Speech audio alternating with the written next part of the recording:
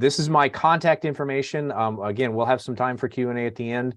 If you do have any questions or anything that comes up later on that you think about, don't hesitate to try and contact me. I've got my email, my telephone numbers. So if there is something you want to visit about, I'd be happy to do that. So again, Frayne Olson, I'm the crop economist and marketing specialist here at NDSU Extension.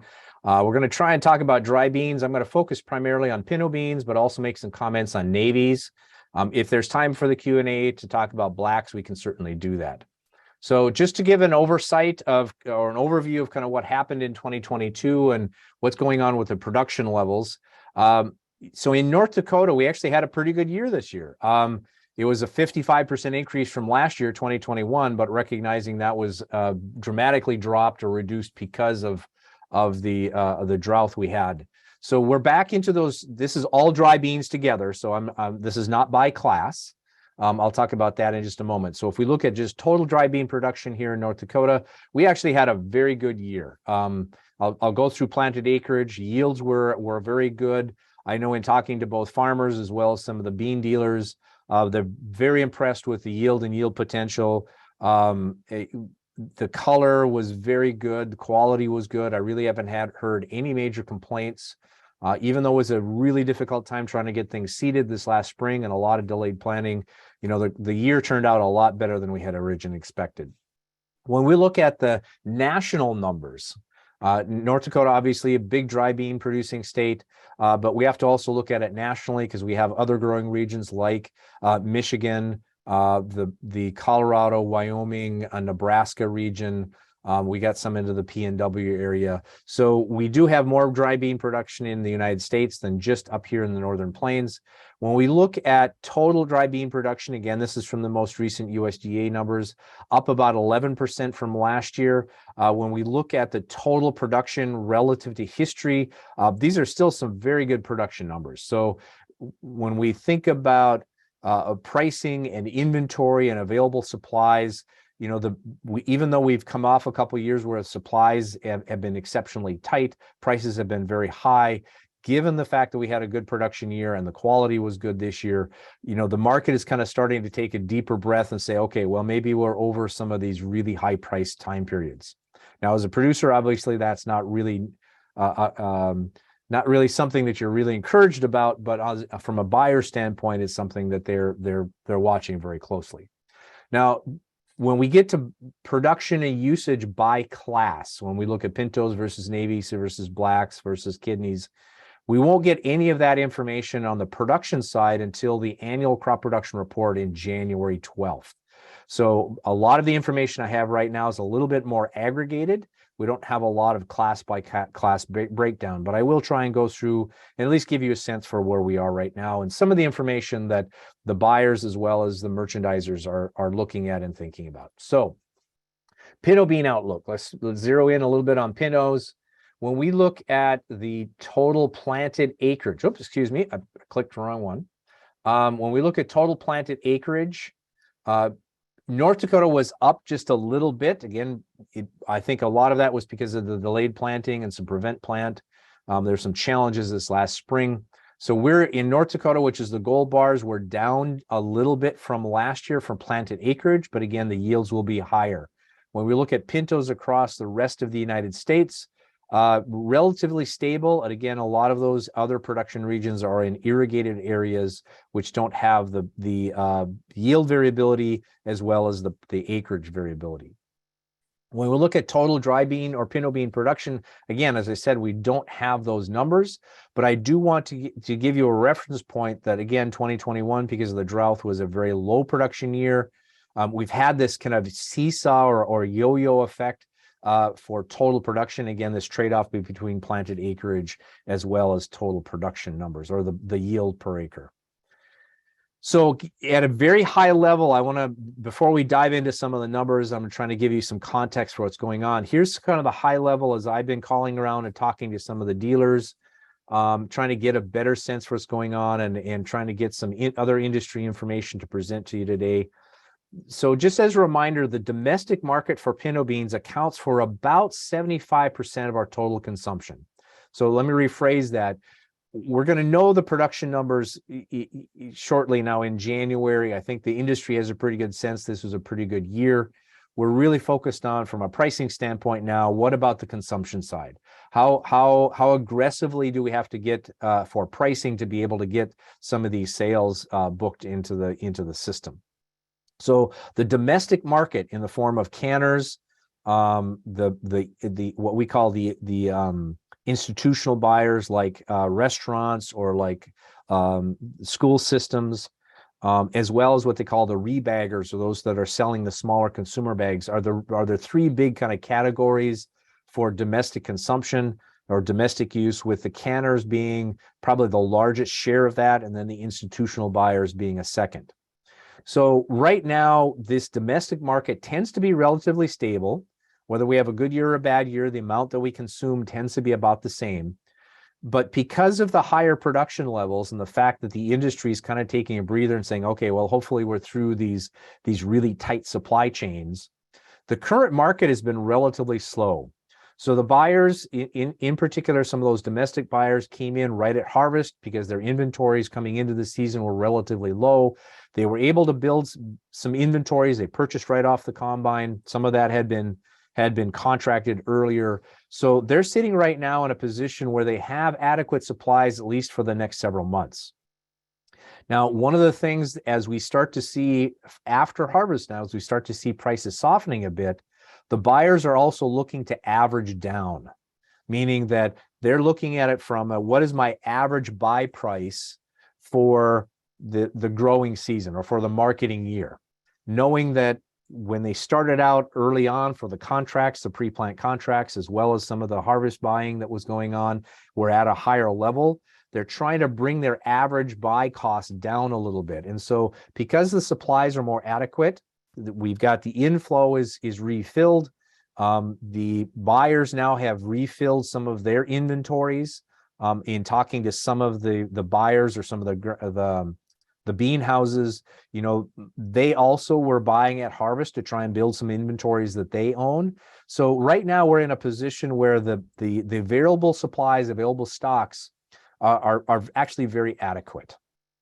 So the buyers are not really aggressive. They're not terribly concerned about running out of supplies. The big concern in their mind is, so at what price do I want to step back in and start making some additional purchases? And as a result, our current market is a little bit soft, or it's been a little bit slow for the domestic market over the last several weeks. And I do suspect, because this is the harvest season, or excuse me, the holiday season, that we're going to have kind of a quiet market until we get into that probably January or early February timeframe. The other thing we do have to recognize is, yes, there is an international market. About 25% of our beans go internationally. The two biggest buyers are Mexico, number one, and the Dominican Republic.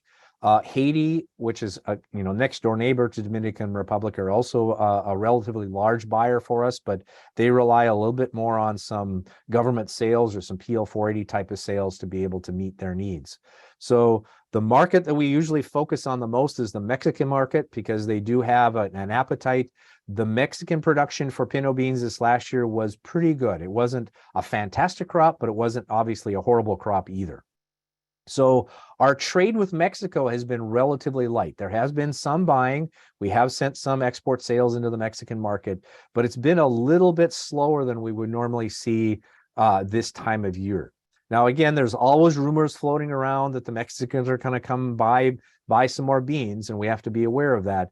But again, in today's market, given that we have adequate supplies here in the US, we've got pretty good supplies in Mexico, they're becoming more of a price-sensitive buyer. They're not going to really come in, the word I'm getting anyway, the expectation is that Mexico will come in and buy some, but they're going to be more price-sensitive. They're going to be looking for those good buys rather than coming in buying because they have to. Now, I am going to rely, this is kind of the first time I've done this, I am going to rely on some information from a private industry analyst, StatPub. I've been following these folks for quite a few years. They do a very nice job of trying to track a lot of these specialty crops. I don't want to put a tremendous amount of pressure on the numbers because they're using combination of some USDA and Canadian government information along with some of their own analysis. So I do want to give them full credit for putting this information together. I'm going to use it kind of as a reference point to try and give you some context for what's going on in the marketplace right now. What are some of the industry traders and analysts really thinking about and talking about? And again, I want to give you some historical perspectives. So the column on the far right-hand side in green is the current forecast for the 22 marketing year versus what we see historically. Now, the other thing I want to comment on, because the numbers aren't always going to match up, if you look at the top two lines for when it comes to planted acreage as well as the yields, that's in pounds, acres and pounds, but the rest of the information is in metric ton. And the reason StatPub does that is so that it's much easier to be able to compile and compare what's going on here in the United States versus what's happening in Canada versus India versus Turkey and the global trade that goes on within the pulse industry. So global trade is usually measured in metric tons. And so all of these numbers have been converted into a metric ton basis, except for those top two lines, which is in acres and pounds per acre. So having said that, a couple things that I want you to note is first, let's look at this row called domestic use. And let's just look again. I'm not so concerned about the absolute numbers, but let's look at how stable they are. So again, when we look at the stability, how much do we usually consume domestically for pinto beans? 2021 was the exception with a down year. 2019 was also off a little bit. This was primarily because we didn't have as much production. Prices went very high. The whole idea behind high prices is to try and ration use, ration the consumption part of it. All right, now the exports portion of it, the historical information is, I've cross-checked this, is compiled from USDA export data, so I feel pretty comfortable that that's accurate. And when they talk about the different categories, Europe, the Americas, and other, the Americas is primarily Mexico and the Central American countries. So again, like Haiti, as well as Dominican Republic. And you'll notice that when we look at total exports, that tends to be more variable. The export market is usually the first one to back away when prices get high and our supplies are very, very tight. And then again, when we have adequate supplies and prices start to fall, they're usually the ones that come back into the marketplace and start buying up some of our reserves. And as you can see, the Americas, meaning Mexico, Dominican Republic, and Haiti, are really our primary and dominant usage or markets for our export destinations. The one thing I do give them credit for as well is they do have this feed and residual number. They're trying to come up with the spoilage and wastage. So let's just drop down to this bottom line number. So when we look at what is our carryover stocks, what is this stocks to use ratio? What percentage of our total needs do we have in reserve? And again, I don't want to put a tremendous amount of pressure on these, but I do think it helps tell the story about what happens with pricing systems and how hard do we have to ration. So when we look at what we expect to have in storage just before harvest of next year, our inventories in 2022, even though it looks like we had a pretty good production year, we've refilled our supply chain because of the stronger domestic use or assumptions about stronger domestic use and a rebound or recovery in some of our exports. You know, our inventories are will be more in that manageable level, where we'd see kind of what I would describe as kind of the lower end of normal. The surprise to me a little bit was what happened in 2021 with looking at those inventories and carryover stocks. And again, I think a portion of that was because we had very high prices early in the marketing year. We rationed our consumption pretty hard. And then we started, as prices started to soften later on in the year, we wanted to make sure that we had adequate reserves. If we look specifically, this is from USDA information. I'm looking backwards now, just again to give you a historical idea of specific countries. Notice the volatility and variability in the Mexican market. Now, this is 2021, so this would be our drought year. We don't have the 2022 numbers yet. I do have some information for the first couple months of the marketing year, which I'll comment on in a minute. So when we tend to have lower prices, higher inventories, the Mexicans do come in, or if they've had some kind of a production problem. Dominican Republic, again, a very large buyer.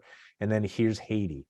So just again, to give you some specific numbers for the amount that we export to different countries.